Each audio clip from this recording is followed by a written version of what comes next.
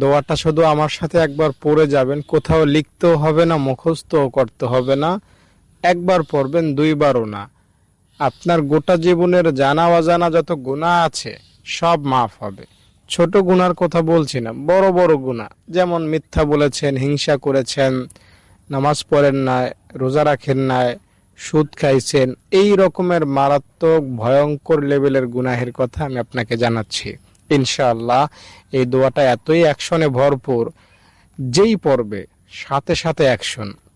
এই দোয়াটা যদি আজকে ফেরাউনও পাঠ করত, ফেরাউনের গুনাহ আল্লাহ মাফ করে দিতেন। তাই আপনি তো ফেরাউন না, ফেরাউনের মতো তো গুনাহ আপনার নাই। আপনাকে আল্লাহ তাআলা নিশ্চিতভাবে ক্ষমা করবেন। দোয়াটা পড়লেন মানে নিষ্পাপ হয়ে গেলেন, বাবু একদম মায়ের পেট থেকে বের হয়েছেন ওই রকম হয়ে যাবেন।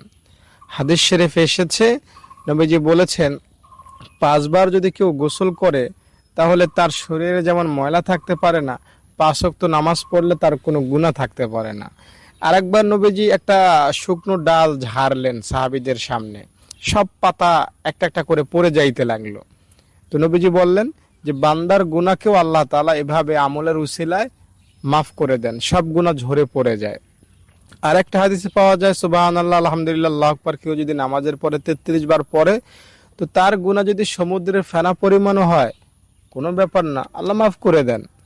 তো আল্লাহ তাআলা বান্দার গুনাহ কয়টা ওদিকে তাকান না, আল্লাহ তাআলা বান্দার দিকে তাকাইয়া বান্দাকে ক্ষমা করে দেন। আমি যে দোয়াটা আমি এখন আপনাকে বলবো, বিশ্বাস নিয়ে ভরসা নিয়ে দোয়াটা একবার পাঠ করবেন, ইনশাআল্লাহ আপনি শিশু হবেন। দোয়াটা আপনাকে বলছি তার আগে অনুরোধ করব, একটা লাইক করেন এবং কমেন্টে আমিন লেখেন। যারা লাইক করলেন, কমেন্টে আমিন লিখলেন, আল্লাহ তাদের মনের আশা তুমি পূরণ করে দাও, তাদের গুনাহ তুমি মাফ করে দাও, আল্লাহুম্মা আমিন। দর্শক, দোয়াটা হলো আশহাদু আল্লা ইলাহা ইল্লাল্লাহু ওয়া আশহাদু আন্না মুহাম্মাদান আবদুহু ওয়া রাসূলুহু। এই দোয়াটা কেউ যদি পড়ে উজু শেষ করে, তাহলে তার জন্য জান্নাতের 8টা দরজা খুলে যায়। সে যে কোনো দরজা দিয়ে দাপটের সহিত জান্নাতে পৌঁছতে পারবে।